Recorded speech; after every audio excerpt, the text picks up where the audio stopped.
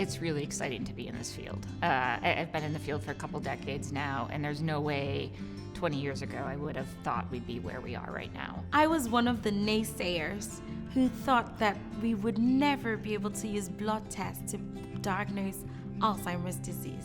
Blood biomarkers are beneficial in that they're less invasive, they're more feasible. People are much more likely to have a blood draw than to have a lumbar puncture for CSF or an amyloid PET where you get radiation. We're getting to a stage where the blood tests being developed are becoming more accurate.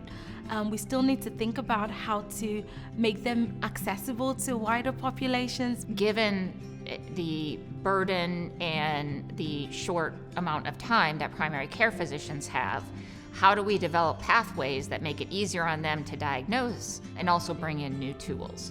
Global CEO Initiative reached out to both she and I. The second work group, which was co-led by Dr. Mielke and myself, really focused on thinking about recommendations around the implementations of these biomarkers in clinical practice. We needed to figure out a way to reconcile the utility of these blood biomarkers across the different healthcare systems. Just because a test may come back positive, that doesn't mean that that's always going to be the exact underlying cause. So in older adults, a lot of times there's multiple pathologies. So you have Alzheimer's and vascular pathologies and maybe Lewy body pathologies. It will be complemented by other assessments, so a very thorough clinical history. Of course, tests to rule out reversible causes of cognitive impairment, so things like B12 or thyroid abnormalities. We really want to make sure that we don't falsely call somebody as having Alzheimer's disease when they don't. It's not just a great time to be alive, but it's a great time to be in Alzheimer's research.